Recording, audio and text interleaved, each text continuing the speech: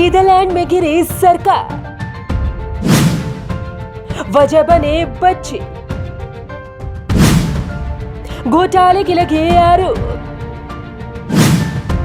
2010 से थे सत्ता में।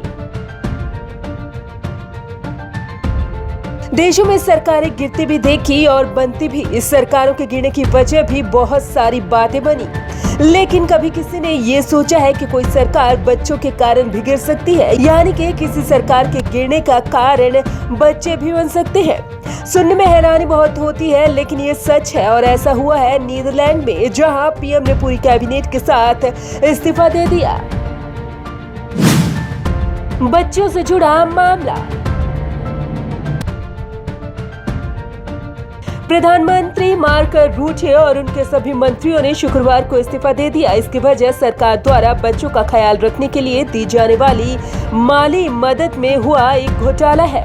पिछले महीने एक संसदीय जांच में पता चला था कि लगभग 10,000 परिवारों पर अनुचित रूप से धोखाधड़ी का आरोप लगाकर उन्हें सब्सिडी में हासिल किए गए हजारों यूरो की रकम सरकार को वापस देने पर मजबूर किया गया।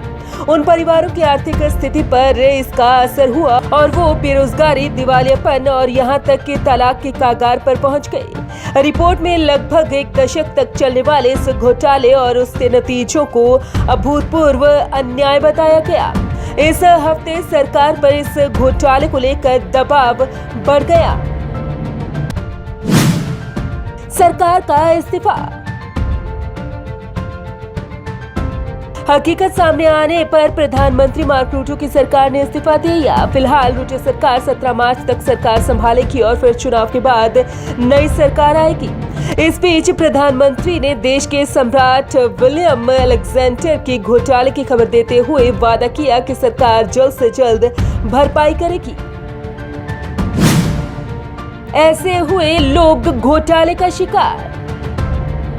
नीदरलैंड में सरकार परिवारों को बच्चों के भरण पोषण के लिए एक निश्चित भत्ता देती है। इसे चाइल्ड केयर भत्ता कहते हैं। ये बच्चों की संख्या और शहर के लिविंग कास्ट को देखते हुए अच्छा खासा भत्ता होता है, जो अभिभावकों के लिए बच्चों के पालन पोषण का खर्च 80% तक घटा देती है।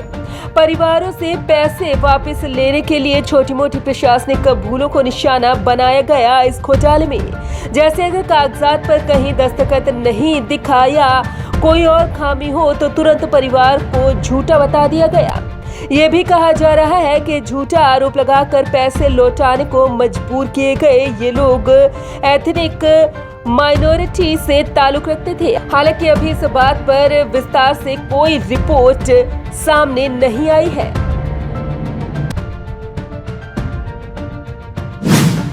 - 2010 से सत्ता में थे काबिज।